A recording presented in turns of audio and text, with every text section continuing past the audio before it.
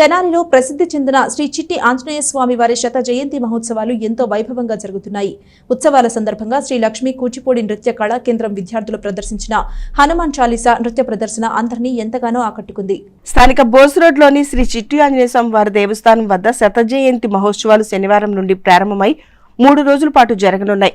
ఉత్సవాలలో భాగంగా హనుమత్ జయంతి నాడు శనివారం ఉదయం నుండి శ్రీ చిట్టి ఆంజనేయునికి విశేష పూజా కార్యక్రమాలు నిర్వహించగా సాయంత్రం పలు సాంస్కృతిక కార్యక్రమాలు నిర్వహించారు. చిన్నారులు ఎంతో చక్కగా కూచిపూడి నృత్య ప్రదర్శనలు చేశారు. సాయంత్రం 7 గంటలకు శ్రీ లక్ష్మీ కూచిపూడి నృత్య కళా కేంద్రం ఆధ్వర్యంలో నాట్యాచార్య ఏ వెంకటలక్ష్మి శిష్య బృందంచే హనుమాన్ చాలీసా నృత్య ప్రదర్శన నిర్వహించారు.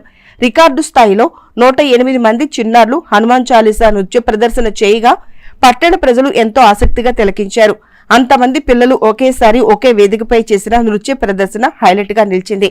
ఏ వెంకటలక్ష్మితో పాటు శిష్య బృందాన్ని అందరూ ప్రశంసించారు.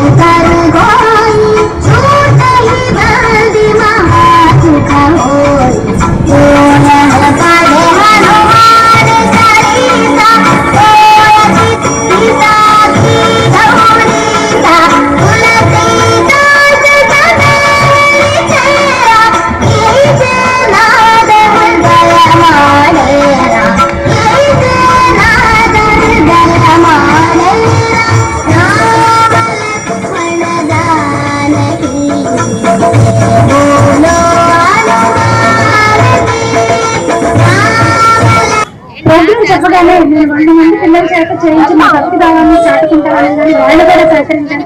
మరొకసారి వారందరికీ కూడా అర్చక బృందానికి, కమిటీ మెంబర్స్, భక్త బృందానికి అందరికీ కూడా ధన్యవాదాలు తెలియజేసుకుంటున్నాను. గోస్వామి తులసీదాస్ గారు మానవాళికి అందించిన గొప్ప రచనలో ఒకటి హనుమాన్ చాలీసా. అటువంటి హనుమాన్ చాలీసాని పఠిస్తే, ప్రతినిత్యం పఠిస్తే మనకి ఒక ధైర్యము, ఒక విజయము ఉంటుంది అని మనకి చిన్నతనం నుండి పెద్దలు నేర్పింది. శని ప్రభావం తొలగిపోతాయని మనకి అందరికీ తెలుసు. అటువంటి హనుమాన్ చాలీసాని పిల్లలకి ధైర్యం కోసం చిన్నతనం నుండే పెద్దలు నేర్పిస్తూ ఉంటారు. అటువంటి హనుమాన్ చాలీసాని రాని వాళ్ళు కూడా ఈ నృత్యంతో పిల్లలు నేర్చుకొని ప్రతినిత్యం పఠిస్తున్నారు. మరొక్కసారి పిల్లలకి అభినందనలతో చప్పట్లతో